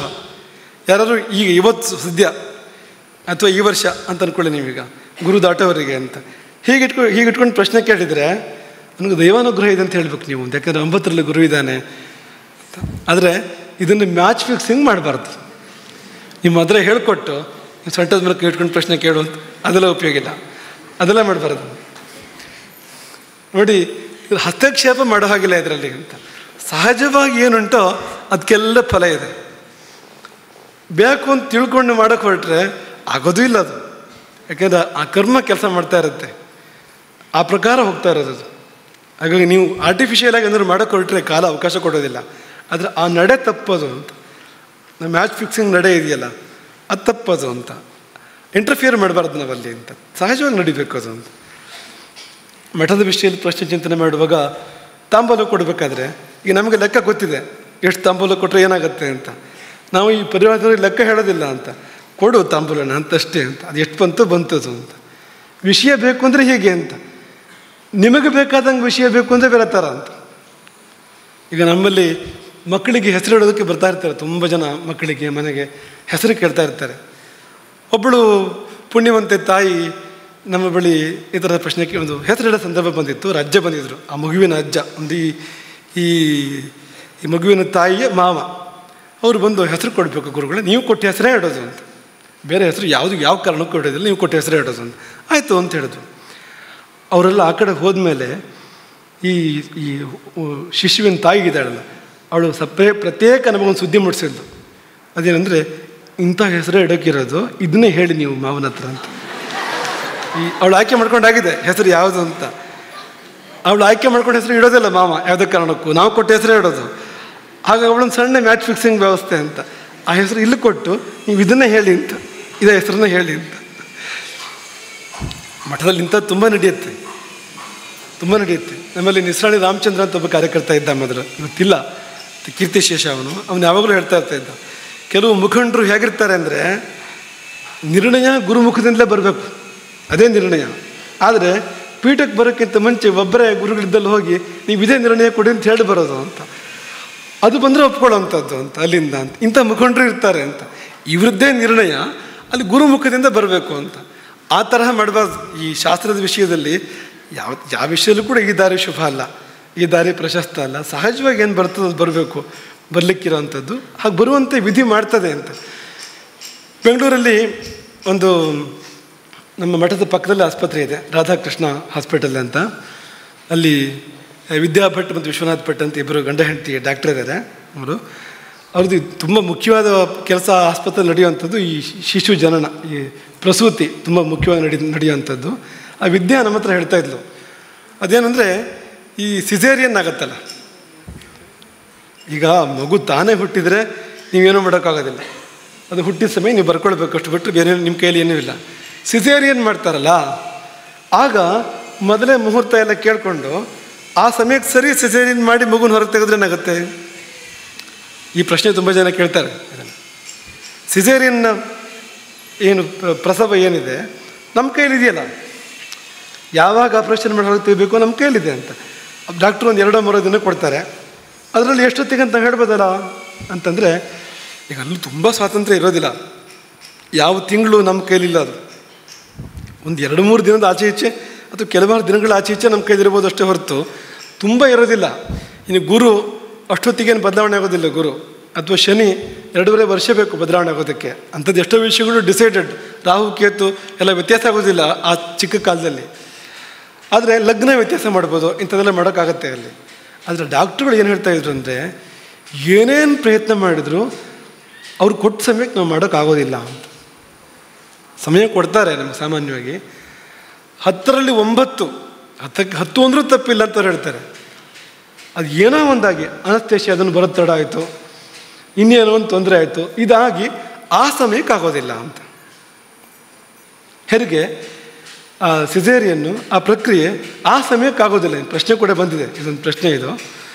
ನಮ್ಗೆ ಕೇಳಿದ್ರೆ ನಾವು ಕೂಡ ಹೇಳ್ತೀವಿ, ಆಯ್ತಪ್ಪ ಒಳ್ಳೆ ಸಮಯ ನೋಡ್ಕೊಂಡು ಮಾಡು ಅಂತ ಹೇಳ್ತೀನಿ. ಯಾಕೆಂದರೆ ನಮ್ಮ ಕೈಲಿ ಯಾವುದು ಇದೆಯೋ ಅದನ್ನ ಒಳ್ಳೆ ಸಮಯಕ್ಕೆ ನಾವು ಮಾಡಬೇಕು. ಆದರೆ ಮಾಡಿದರೆ ನೀವು ಮಾಡೋಕ್ಕೆ ಹೊರಟರೂ ಕೂಡ ವಿಧಿ ಅದು ಗೊತ್ತಿದೆ ಅಂತ, ಅದು ಬೇರೆ ಕಡೆಯಿಂದ ಆಪ್ರೇಟ್ ಮಾಡುತ್ತೆ ಅದು ಅಂತ, ಅದು ಅನಸ್ತೇಶಿಯಾದನ್ನೇ ತಡೆ ಮಾಡಿಸುತ್ತೆ ಅದು. ಡಾಕ್ಟ್ರ್ ಏನು ಮಾಡೋಕ್ಕಾಗೋದಿಲ್ಲ ಅಂತ, ನಾನು ಬಂದೊರ್ತು ಮಾಡೋಕ್ಕಾಗೋದಿಲ್ಲ ಅಂತ, ಡಾಕ್ಟ್ರಿಗೆ ತಡ ಆಗುತ್ತೆ ಯಾವುದೋ ಕಾರಣಕ್ಕೆ ಅಂತ. ಹಾಗಾಗಿ ಈ ಆರ್ಟಿಫಿಷಿಯಲ್ ಈ ಥರದ ಹಸ್ತಕ್ಷೇಪಗಳು ಹೆಚ್ಚು ನಡೆಯೋದಿಲ್ಲ ಅಲ್ಲಿ ಅಂತ, ವಿಧಿ ಕೆಲಸ ಮಾಡುತ್ತೆ ಅಲ್ಲಿ ಅಂತ. ಹಾಗಾಗಿ ಇದಿಷ್ಟು ನೀವು ಮನಸ್ಸಲ್ಲಿ ಇಟ್ಕೊಳ್ಬೇಕು ಅಂತ.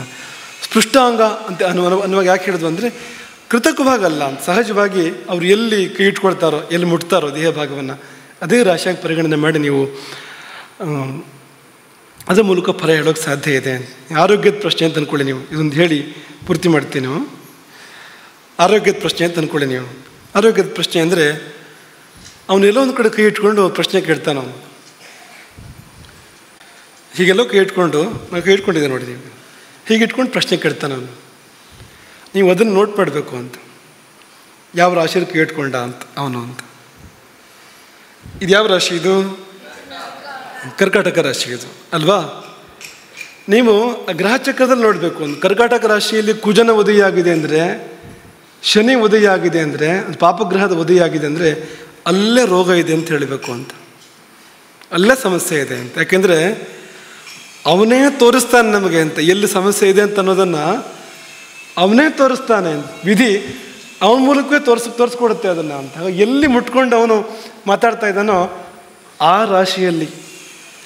ರಾಶಿಯಲ್ಲಿ ಪಾಪೋದಯ ಇದ್ದರೆ, ಪಾಪಗ್ರಹದ ಉದಯ ಇದ್ದರೆ ಅಲ್ಲೇ ವ್ರಣ ಇದೆ, ಅಲ್ಲೇ ರೋಗ ಇದೆ, ಅಥವಾ ರೋಗದ ಮೂಲ ಅಲ್ಲಿದೆ ಅಂತ. ರೋಗದ ಆ ಒಂದು ಮೂಲ ಕಾರಣ ಇದೆಯಲ್ಲ, ರೂಟ್ ಕಾಸ್ ಅದಲ್ಲಿದೆ ಅಂತ ಹೇಳಬೇಕು ನಾವು ಅಂತ. ಒಂದು ಇಷ್ಟು ವ್ಯಾಪ್ತಿ ಇದೆ ಅದಕ್ಕೆ ಅಂತ, ಇಷ್ಟು ವ್ಯಾಪ್ತಿ ಇದೆ. ನೀವು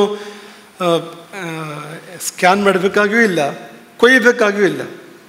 ನೀವೆಲ್ಲ ನೋಡ್ಕೊಂಡು ಹೇಳ್ತಾ ಇರ್ತೀರಿ, ಅಲ್ಲಿ ನೋಡ್ಕೊಂಡು ಹೇಳ್ಬೋದು ಅಂತ. ನಿಮಗೆ ಹೃದಯದಲ್ಲಿ ಕಾಯಿಲೆ ಇದ್ದಾಗಿದೆಯಲ್ಲ, ರೋಗ ಇದ್ದಾಗಿದೆಯಲ್ಲ ಅಂತ ಹೇಳ್ಬೋದು ನಾವು ಅದರಿಂದ ಅಂತ. ಹೇಗೆ ಹೇಳ್ತಾರೆ ದೈವಜ್ಞರನ್ನು, ಈ ರೀತಿಯಲ್ಲಿ ಹೇಳೋಕ್ಕೆ ಸಾಧ್ಯ ಇರುತ್ತೆ ಅಂತ. ಆದರೆ ಸಾಮಾನ್ಯವಾಗಿ ಇಲ್ಲಿ ಕೈ ಇಟ್ಟರೆ ಒಳ್ಳೆಯದು. ಸಾಮಾನ್ಯವಾಗಿ ಪ್ರಶ್ನೆ ಹೇಳುವಾಗ ಅವರು ಬಂದು ಕೇಳ್ತಾರಲ್ಲ, ಇಲ್ಲಿ ಹೃದಯ ಮುಟ್ಕೊಂಡು, ಹೃದಯ ಅಂದರೆ ಇದಲ್ಲ, ಇದು ಹಾರ್ಟ್, ಇದು ನೆನ್ಪಿಟ್ಕೊಳ್ಳಿ, ಇದು ಲಂಗ್ಸ್, ಇದು ಈ ಕಡೆಗೆ, ಇದು ಹಾರ್ಟ್, ಇದು ಹೃದಯ ಇಲ್ಲಿದೆ ಅಂತ. ಹೃದಯ ಬೇರೆ, ಹಾರ್ಟ್ ಬೇರೆ. ಎಲ್ಲಿ ಜೀವ ನೆಲೆಸಿದಾನೋ ಅದು ಹೃದಯ, ಅದು ಇಲ್ಲಿ ಬರುತ್ತೆ, ಮಧ್ಯೆ ಬರುತ್ತೆ. ಅದು ಜೀವ ನೆಲೆಸಿರ್ತಕ್ಕಂಥ ಸ್ಥಾನ, ಜೀವ ಮತ್ತು ದೇವ ಅಂತ. ಹಾಗಾಗಿ ಇಲ್ಲಿ ಮುಟ್ಕೊಂಡು ಒಂದು ಪ್ರಶ್ನೆ ಕೇಳಿದರೆ, ಮತ್ತು ಎಲ್ಲಿ ಮುಟ್ಕೊಂಡ್ರು ಬೇರೆ ಬೇರೆ ಥರ ಹೇಳಿದೆ ಅದಕ್ಕೆಲ್ಲ. ಅನಿಷ್ಟನೇ ಹೇಳಿರ್ತಕ್ಕಂಥದ್ದು, ನೀವು ಒಂದು ಅಂಗವೇ ಇಲ್ಲ ಅನ್ನೋ ಥರ ಮಾಡಿದ್ದಾರೆ ಅಲ್ಲಿ. ಆದರೆ ಇಲ್ಲಿ ಮುಟ್ಕೊಂಡು ಪ್ರಶ್ನೆ ಕೇಳಿದರೆ ಆಗ ಪೃಷ್ಠ ವಕ್ಷೋ ದೇಶೇ ಸ್ಪೃಶೇದ್ಯದಿ ಕ್ಷಿಪ್ರಂ ಈಪ್ಸಿತಂ ಲಭತೆ, ಅವನು ಕೇಳಿದ್ದಾಗತ್ತೆ ಅಂತ, ಅವನ ಅಪೇಕ್ಷೆ ಈಡೇರುತ್ತೆ ಅಂತ. ಹಾಗೆ ಮಂಗಲ ವಸ್ತುಗಳು ಕೈಯಲ್ಲಿದ್ದರೆ ಈಡೇರುತ್ತೆ ಅಂತ. ಒಂದು ಚೂರಿ ತೊಗೊಂಡು ಬಂದಿದ್ದರೆ ಬರಬೇಕಾದ್ರೆ ಅವನು, ಅಥವಾ ಅವನು ಯಾರೋ ಈಗಿನ ಕಾಲದಲ್ಲಿ ಪಿಸ್ತೂಲ್ ಇಟ್ಕೊಂಡು ಬಂದಿದ್ದಾನೆ ಅಂತ ಅಂದ್ಕೊಳ್ಳಿ, ನಿಮಗೆ ಅವ್ನ ಕೆಲಸ ಆಗಲ್ಲ ಅವನು ಅಂತ. ಅಮಂಗಲ ವಸ್ತು ಇದೆ ಅಂತಾದರೆ, ಆಯುಧವು ಅಮಂಗಲ ವಸ್ತುಗಳು ಇದೆ ಅಂದರೆ ಅವ್ನು ಬಂದು ಕೆಲಸ ಆಗೋದಿಲ್ಲ ಅಂತ. ಹಾಗಾಗಿ ಇದನ್ನು ಗಮನಿಸ್ಕೋಬೇಕು. ಅವನು ಹೂವಿದ್ದರೆ ಒಳ್ಳೆಯದು, ಕೆಂಪು ಹೂವಿದ್ದರೆ ಅದು ಶುಭವನ್ನು ಸೂಚನೆ ಮಾಡೋದಿಲ್ಲ ಅಂತ, ಕೆಂಪು ಹೂವು ಅಂತ. ಇಂಥ ಮಂಗಲಗಳ ವಿವೇಚನೆ ಇರಬೇಕು. ಹಾಗಾಗಿ ಅದನ್ನು ನೋಡಿ ನಾವು ತೀರ್ಮಾನ ಮಾಡಬೇಕು. ಇನ್ನು ದೇವತಾ ಕೋಪವನ್ನು 3 ತರಹ ವಿಂಗಡಿಸ್ತಾರೆ: ಉತ್ತಮ, ಮಧ್ಯಮ, ಅಧಮ ಅಂತ. ಈಗ ನಮಗೆ ಕಣ್ಣಿಗೆ ಕಾಣದಿರೋ ಶಕ್ತಿಗಳು ಯಾವುದು ಪೀಡೆ ಕೊಡ್ತಾ ಇದೆ? ಉತ್ತಮವಾದ್ದು, ಮಧ್ಯಮವಾದ್ದು, ಅಧಮವಾದ್ದು ಅಂತ ತಿಳ್ಕೊಬೇಕಲ್ವಾ? ಅದನ್ನು ಕೂಡ ಸ್ಪೃಷ್ಟಾಂಗದಿಂದ ತಿಳ್ಕೊಳ್ಬೋದು ಅಂತ. ದೇವತೆಗಳ ಪೀಡೆಯೋ, ನಾಗಪೀಡೆಯೋ, ಪಿಶಾಚ ಪೀಡೆಯೋ ಗೊತ್ತಾಗಬೇಕಲ್ವಾ? ವಕ್ಷಸ್ಸು ಅಂದರೆ ಎದೆ, ಹಣೆ, ನಾಭಿ ಇಂತಹ ಪ್ರದೇಶಗಳನ್ನು ಮುಟ್ಟಿ ಒಂದು ಪ್ರಶ್ನೆ ಕೇಳ್ತಾ ಇದ್ದರೆ ಸಮಸ್ಯೆ ದೇವತೆಗಳಿದ್ದಿರ್ಬೋದು, ದೇವತಾ ಕ್ಷೋಭೆ ಇರ್ಬೋದು ಅಂತ ಅಂದ್ಕೊಳ್ಳೋಕೆ ಸಾಧ್ಯ ಇದೆ. ಹೀಗೆ ಅಂದ್ಕೊಂಡು ಪ್ರಶ್ನೆ ಕೇಳಿದರೆ, ಕರಾಂಗುಲಿಗಳು ಒಂದಕ್ಕೊಂದು ಹೀಗೆ ಈ ಥರ ಮಾಡ್ಕೊಂಡು ಪ್ರಶ್ನೆ ಕೇಳಿದರೆ ನಾಗದೋಷ ಇರ್ಬೋದು, ಅವನಿಗೆ ನಾಗಪೀಡೆ ಇರ್ಬೋದು ಅಂತ ಹೇಳ್ಬೋದು ಅಂತ. ಹಾಗೆ ಇದು ಅಪರೂಪ. ಹುಬ್ಬು ಮುಟ್ಕೊಂಡು ಪ್ರಶ್ನೆ ಕೇಳ್ತಾ ಇದ್ರೆ, ಕಿವಿ ಮುಟ್ಕೊಂಡು ಪ್ರಶ್ನೆ ಕೇಳ್ತಾ ಇದ್ರೆ ಆಗಬಾರ್ದಂತಿಲ್ಲ. ಪ್ರಶ್ನೆ ಕೇಳೋ ಹೊತ್ತಿಗೆ ಅವನಿಗೆ ಇಲ್ಲಿ ತೋರಿಸ್ತು ಅಂತಕೊಳ್ಳಿ, ಅವನಿಗೆ ಹೀಗೆ ಅನ್ಕೊಂಡು ಕೇಳಬೇಕಾಗತ್ತಲ್ಲ ಅನಿವಾರ್ಯವಾಗಿ ಅವನು ಅಂತ, ಏನೋ ಕಿವಿಲಿ ಏನೋ ಆದಾಗತ್ತೆ ಅಂತ ಹೀಗೆ ಅನ್ಕೋಬೋದು ಅವನು ಅಷ್ಟೊತ್ತಿಗೆ ಸರಿಯಾಗಿ ವಿಧಿ ಮಾಡಿಸುತ್ತೆ ಅದನ್ನು ಅಂತ. ಹಾಗೆ ಮಾಡಿದರೆ ಪಿಶಾಚ ಪೀಡಾಂ ಭ್ರೂಕರ್ಣ ಕಕ್ಷ ಯುಗಲೇಶು ಪಿಶಾಚ ಪೀಡಾಂ 3-4 ಅಂಗಗಳನ್ನ ಹೇಳ್ತಾರೆ. ಈ ದೇವತಾ ಪೀಡೆ ಅಂದರೆ ಉತ್ತಮವಾಗಿರುವಂಥದ್ದು, ನಾಗಪೇಟೆ ಅಂದರೆ ಮಧ್ಯಮ ವರ್ಗಕ್ಕೆ ಅದು ಸಲ್ಲುವಂಥದ್ದು, ಪಿಶಾಚ ಪೀಡೆ ಅಂದರೆ ನಿಮ್ನ ವರ್ಗಕ್ಕೆ ಬರುವಂಥದ್ದು. ಇದನ್ನು ನಾವು ಅಂದಾಜು ಮಾಡೋಕ್ಕೆ ಸಾಧ್ಯ ಇದೆ ಅಂತ, ನಿಂತ ನಿಲುವಿಂದಲೇ ಮುಟ್ಟಿದ ದೇಹ ಭಾಗದಿಂದಲೇ ಅಂದಾಜು ಮಾಡೋಕ್ಕೆ ಸಾಧ್ಯ ಇದೆ. ಇದಿಷ್ಟು ಇವತ್ತಿನ ಸಾರಾಂಶ. ನಾಳೆ ನಿಮಗೆ ಮೊದಲನೇ ಅಕ್ಷರ, ಒಂದು ಪ್ರಶ್ನೆ ಕೇಳ್ತಾನಲ್ಲ, ಮೊಟ್ಟ ಮೊದಲ ಅಕ್ಷರದಿಂದ ಹೇಗೆ ತುಂಬ ಸಂಗತಿಗಳನ್ನ ಹೇಳ್ಬೋದು ಅನ್ನೋದನ್ನು ನಿಮಗೆ ನಾಳೆ ಹೇಳ್ತೀವಿ. ಪ್ರಶ್ನೆವಾಕ್ಯ ಎಲ್ಲಿಂದ ಪ್ರಾರಂಭ ಆಯಿತು? ಇಡೀ ಪ್ರಶ್ನೆವಾಕ್ಯ ನೆನ್ಪಿಟ್ಕೊಳ್ಬೇಕು. ಒಂದು ಪ್ರಶ್ನೆ ಕೇಳ್ತಾನಲ್ಲ ಪೂರ್ತಿ ನೆನ್ಪಿಟ್ಕೊಳ್ಬೇಕು. ಅಕ್ಷರ ಸಂಖ್ಯೆ ಲೆಕ್ಕ ಬೇಕು, ಒಟ್ಟೆಷ್ಟು ಅಕ್ಷರ ಆಯಿತು ಅಂತ ಅವ್ನು ಕೇಳಿದ್ದು ಅಂತ. ಅದಕ್ಕೆಲ್ಲ ಫಲಗಳಿದೆ. ಅದಕ್ಕೆ ಆ ಅಕ್ಷರ ಸಂಖ್ಯೆ ಲೆಕ್ಕ ಇದ್ದರೆ ನಿಮಗೆ ಪರಿಹಾರ ಹೇಳೋಕ್ಕೆ ಸುಲಭ ಆಗುತ್ತೆ. ನಿಮಗೆ ಪರಿಹಾರ ದಾರಿಗಳು ಸಿಗುತ್ತೆ ನಿಮಗೆ ಅದರಲ್ಲಿ. ಆಗ ಅಕ್ಷರ ಸಂಖ್ಯೆ ಕೂಡ ಬೇಕು. ಮತ್ತು ಏನು ಶುರು ಮಾಡಿದ, ಆ ಮೊದಲನೇ ಅಕ್ಷರ ಯಾವುದು, ಮೊದಲನೇ 3 ಅಕ್ಷರ ಯಾವುದು, ತುಂಬ ವಿಷಯಗಳು ಎಲ್ಲೇ ಬಂದುಬಿಡ್ತವೆ, ತುಂಬ ವಿಷಯಗಳು. ಹಾಗಾಗಿ ಆ ಆದ್ಯಾಕ್ಷರ ಇದೆಯಲ್ಲ, ಮೊಟ್ಟ ಮೊದಲ ಅಕ್ಷರ ಇದೆಯಲ್ಲ, ಅತ್ಯಂತ ಮುಖ್ಯವಾಗಿರ್ತಕ್ಕಂಥದ್ದು. ಹಾಗಾಗಿ ನೀವು ಅವನು ಬಾಯಿ ಬಿಡಬೇಕಾದ್ರೆ ನೀವು ಕಿವಿ ಅಗಲ ಮಾಡಿ ಕೂತಿರ್ಬೇಕು, ನೋಡ್ತಾ ಏನು ಹೇಳ್ತಾನೆ ಈಗ ಮೊದಲನೇ ಅಕ್ಷರ ಅಂತ. ಈಗಿನ ಕಾಲದಲ್ಲಿ ಕೆಲವು ಅನುಕೂಲಗಳು ಬಂದಿದೆ. ರೆಕಾರ್ಡರ್, ವಾಯ್ಸ್ ರೆಕಾರ್ಡರ್ ಆನ್ ಮಾಡಿಬಿಡೋದು ಒಂದು ಮಾತು ಶುರು ಮಾಡ್ತಿದ್ದಾಗೆ ಅಂತ. ದಯವಿಟ್ಟು ಜನ ಹೇಳ್ತಾ ಇರ್ತಾರೆ, ಕೆಲಸ ಇವ್ರು ವಾಯ್ಸ್ ರೆಕಾರ್ಡರ್ ಆನ್ ಮಾಡೋದು, ಅವ್ನು ಎಷ್ಟೊತ್ತಾದ್ರೂ ಹೇಳೋದೇ ಇಲ್ಲ, ಅವನು ಶುರು ಮಾಡೋದೇ ಇಲ್ಲ. ಅವನು ಹೇಳು ಅಂತ ಹೇಳಬೇಕು ಅಂತ. ಇನ್ನು ಕೆಲವರು ನಿಲ್ಲಿಸೋದೇ ಇಲ್ಲ, ಇಡೀ ಕಥೆ ಹೇಳ್ಬಿಡ್ತಾರೆ. ಒಂದು ವಾಕ್ಯದಲ್ಲಿ ಹೇಳಬೇಕು. ಪ್ರಶ್ನೆ ವಾಕ್ಯ ಅಂತ ಹೆಸರು, ಪ್ರಶ್ನೆ ಪುಸ್ತಕ ಅಲ್ಲ ಅದು. ಒಂದು ಮಾತಲ್ಲಿ ಹೇಳಬೇಕು, ಯಾಕೆ ಬಂದೆ ಅಂತ ಹೇಳಬೇಕು ಅವನು ಅದನ್ನು. ಅವನ ಪಾಪ ಅವನಿಗೆ ಪರಿಕಲ್ಪನೆ ಇಲ್ಲದೇ ಇರೋದ್ರಿಂದ ಪೂರ್ತಿ ಕಥೆ ಹೇಳ್ತಾನೆ. ಇವ್ರು ಕೂತ್ಕೊಂಡು ಕೇಳದೆ ಎಲ್ಲವನ್ನು ಕೂಡ ಅಂತ. ನನಗೆ ಮಾರ್ಗ ಇಲ್ಲ, ಅದು ಅಕ್ಷರ ಲೆಕ್ಕ ಹಾಕೋದಕ್ಕೆ ಅದಕ್ಕೆ ಬೇಕು, ಇಡೀ ದಿನ ಬೇಕಾಗ್ಬೋದು ಅದಕ್ಕೆ ಅಂತ. ಒಟ್ಟು ಎಷ್ಟು ಅಕ್ಷರ ಆಯ್ತದು ಅಂತ ಹೀಗೆಲ್ಲ ಆಗ್ತಾ ಇರುತ್ತೆ.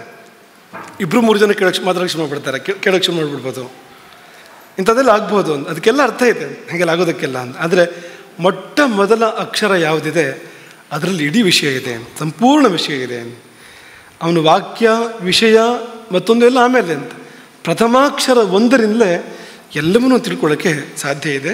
ಅದರಲ್ಲೂ ಕೂಡ ಇಂಥ ಶಾರ್ಟ್ ಆನ್ಸರ್ಸ್ ಕೂಡ ಇದೆ ಅದರಲ್ಲಿ, ಕೂಡಲೇ ಗೊತ್ತಾಗುವಂಥದ್ದು, ಅಷ್ಟಕ್ಕೆ ಒಂದು ಕ್ಷಣದಲ್ಲಿ ಗೊತ್ತಾಗುವಂಥದ್ದು ಅಂಥದ್ದಿದೆ. ವಿಸ್ತಾರ ಕೂಡ ಇದೆ, ಅದನ್ನು ಮುಂದಕ್ಕೆ ಆಲೋಚನೆ ಮಾಡೋಣ. ಇದೊಂದು ಅದ್ಭುತವಾಗಿರುವಂಥ ವಿಜ್ಞಾನ ಅಂತ.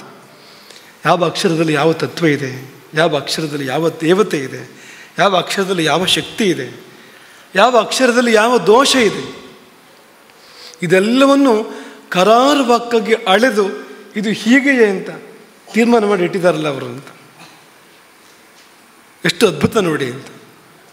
ಅಂಥದ್ದೊಂದು ವಿಜ್ಞಾನ ಈ ಜಗತ್ತಲ್ಲಿ ಬೇರೆ ಎಲ್ಲರೂ ಬೆಳೆದಿದ್ದು ನಮ್ಮ ಗಮನಕ್ಕೆ ಬಂದಿಲ್ಲ ಅಂತ. ಇನ್ನು ಎಲ್ಲೂ ಜಗತ್ತಿನಲ್ಲಿ ಅಂಥದ್ದೊಂದು ಇದೆ ಅಂತ ಅನ್ಸೋದಿಲ್ಲ ನಮಗೆ ಅಂತ.